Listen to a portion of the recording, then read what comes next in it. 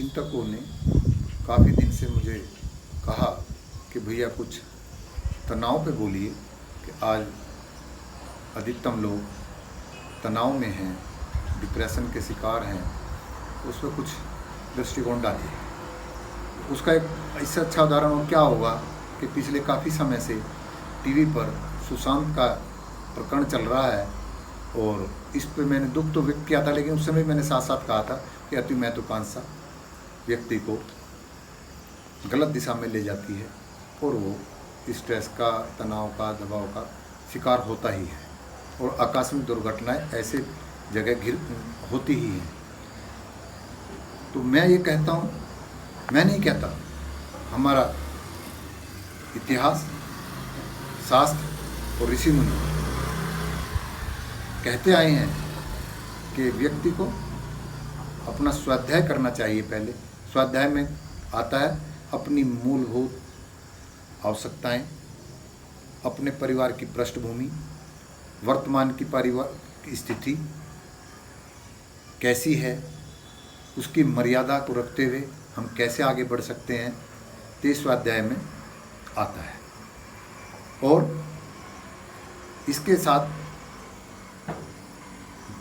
दूसरों को तुलनात्मक दृष्टिकोण लगा करके हम जो उनके जैसे बनने का प्रयास करते हैं, उसमें भी हम तनाव में आ जाते हैं। इसके लिए हम फिर नकली जीवन, नकली आवरण ओढ़ते हैं, चोला ओढ़ते हैं, भाषा का, रहन सहन का, सब चीज़ उसमें डुप्लीकेट होता है, सूडो होते हैं। हम दिखते कुछ हैं, अंदर से होते कुछ हैं। तो वो जो द्वंद्व चलता है अंदर के खालीपन का, खींचातानी जो चलती है, वो हमें सही परफॉर्म नहीं करने देती, या और जो हम करते हैं उसमें असुरक्षा का भाव रहता है, क्योंकि वो हम मूल गुण से नहीं कर रहे हैं, दूसरों को देख करके कर रहे हैं। तो इसमें मेरा अपना ये सोचना है कि मैं अक्सर बोलता हूँ कि व्यक्ति एक तो आदतों का गुलाम ना हो कभी भी, क्योंकि हम नकलीपन करके कि भाई बड़े लोग ऐसा पहनते हैं, ऐसा खाते हैं, ऐसा नशा करते हैं, तो वो हम आदतों के गुलाम हो जाते हैं। तो व्यक्ति को सबसे पहले दृढ़ संकल्प ये लेना चाहिए कि आदतें हमारी गुलाम हों, हम आदतों के गुलाम ना हों। अगर हम आदतों के गुलाम होंगे तो हम घिर जाएंगे, तो हमारी कमजोरियां दूसरों के हाथों में जाएंगी। तो ऐसे जीने के लिए कहें, खाने के लिए ना जिए। मैं अक्सर बोलता हूँ कि ये समझ लें कि जो भोज्य पदार्थ हैं ये जीने के लिए हैं, जिससे कि हम अच्छे कार्य करें, हमारा जीवन स्वस्थ और सुदृढ़ रहे, विचार शक्ति मजबूत रहे, जिससे कि हम आगे बढ़ के अपने कल्याण के साथ जिस जगह पैदा हुए हैं उनका ही नाम, समाज का नाम, राष्ट्र का नाम करने का हमारे अंदर भाव हो। तो इसलिए खाने का भी ये दृष्टिकोण रखें। मैं अक्सर बड़ा दुखी होता हूँ, लोग खाने के ऊपर ही चर्चा करते हैं, सुबह घूमने जाते हैं, जहाँ भी बैठो वहाँ का होटल की दाल बढ़िया, वहाँ की होटल की तंदूरी बढ़िया, वहाँ का ये सब आपको कमज़ोर बनाती हैं। मैं कहता हूँ आदतें तो गुलाम हो हमारी, हम आदतों के गुलाम ना हो। तो वही मैं ऐसे ही मैंने धन के लिए बोला, धन जीवन चलाने के लिए है, जीवन धन कमाने की नहीं है।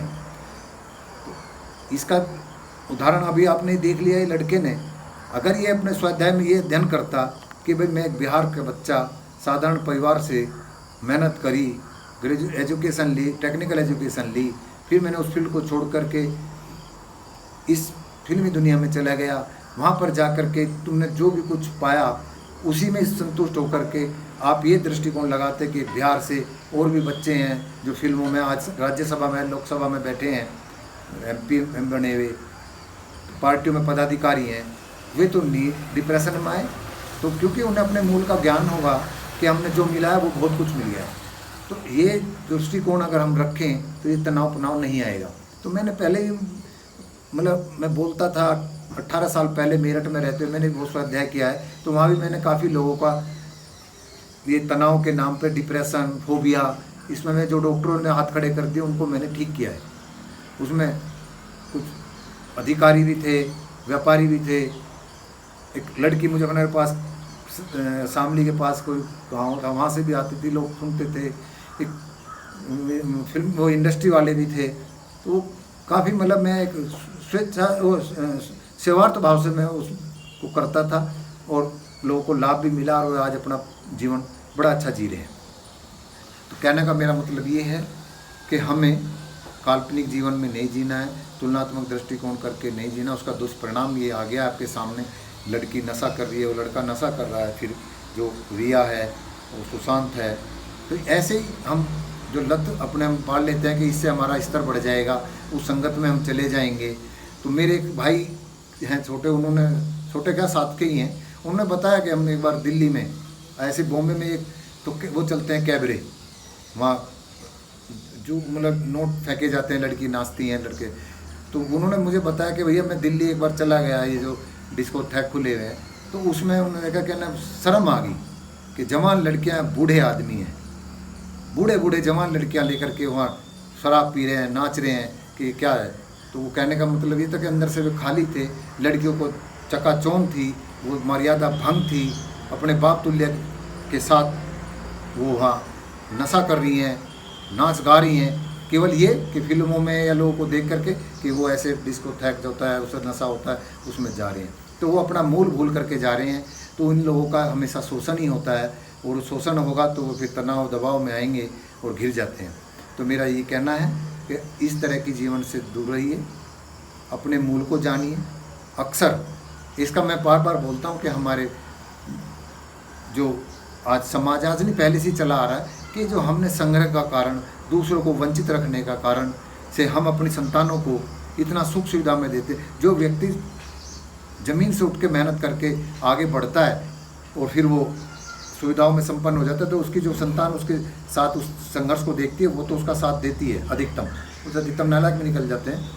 लेकिन जो वो संतान सुख ले लेती है तो उसकी जो तीसरी पीढ़ी आती है वह विलासी हो जाती है और वो धीरे धीरे वो संघर्ष से विमुख होने लगती। संघर्ष उनके सामने नहीं होता, अगर मुकाबला हो जाए तो भाग जाते हैं, छोड़ जाते हैं उस अवस्था को, पलायन कर जाते हैं डिप्रेशन से, नशे से, तनाव से। जैसे सुसाइड उस बच्चे ने कर लिया, यानी कि वो इतना गरीब भी नहीं था, माँ बाप फादर डिप्टी एसपी से रिटायर्ड हैं, जीजा IPS अधिकारी हैं, DG रैंक के हैं, तो वो उस परिवार का स्तर अच्छा था, लेकिन ये संघर्ष नहीं झेल पाया।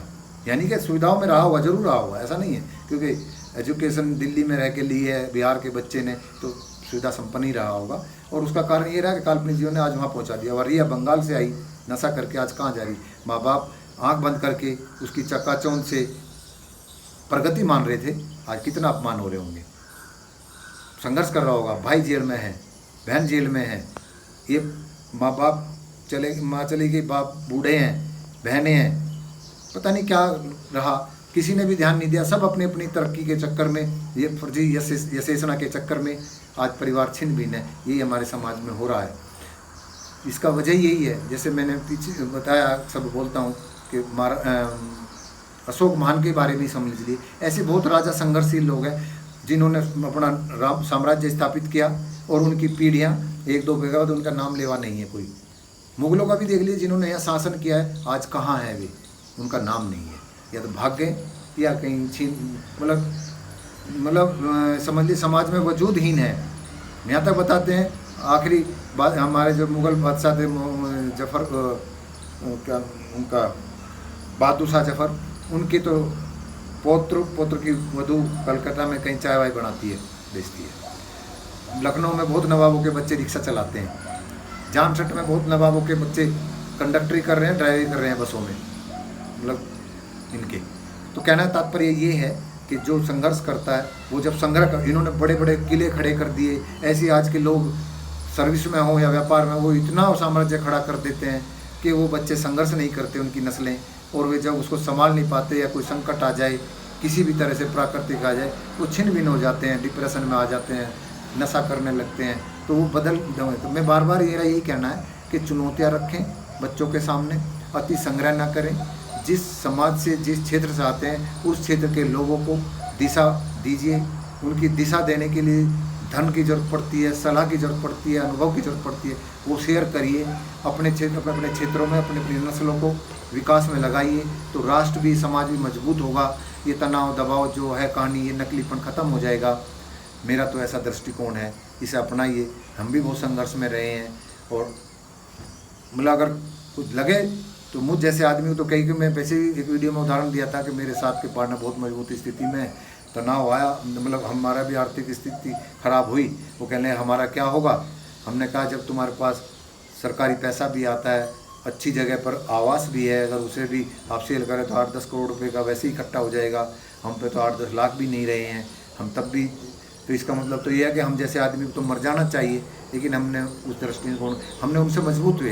तो मैं यही बोलता हूँ कि जब व्यक्ति जो तनाव का उनको घेरे, तुलनात्मक दृष्टिकोण से विचलित करे, तब ये देखना इस तरह से आप मजबूत होंगे कि आप ये देखिए कि जैसे डॉक्टर जो कहते हैं सिगरेट शराब पीने स्वास्थ्य के लिए हानिकारक है, अगर वे सिगरेट शराब पी रहे हैं, आप नहीं पीते हैं, साधारण व्यक्ति, साधारण ज्ञान के लोग, तो आप ये समझिए कि वे आपसे भी गए गुजरे हैं, कि ज्ञान जानकारी होते हुए भी वो उसी काम को कर रहे हैं जिसको समाज को मना करते हैं, स्वास्थ्य के लिए हानिकारक है। ऐसी जो धन वाला, पद वाला व्यक्ति, अगर वो समाज को कुछ नहीं दे रहा, उसकी सोच नीयत खराब है, अतिक्रमण की है, शोषण की है, बदले की है, अगर आप ऐसे नहीं हैं तो आप अपने आप को धन्य मानिए और उनको ये दृष्टि से देखिए कि ये तो ऐसे साधन संपन्न होने के बावजूद भी इनका ये दृष्टिकोण है।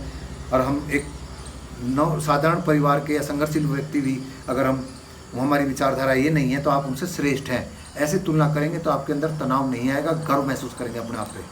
तो ये गर्व करने के लिए ऐसे गलत लोगों को जो साधन संपन्न हैं, पद से, धन से, बल से, और वे उनकी आदतें गंदी हैं, तो आप उनको धिक्कारिए और अपने आप को धन्य मानिए, आपके पास तनाव नहीं आएगा। इन्हीं शब्दों के साथ अपनी वाणी को विराम देता हूँ। नमस्कार।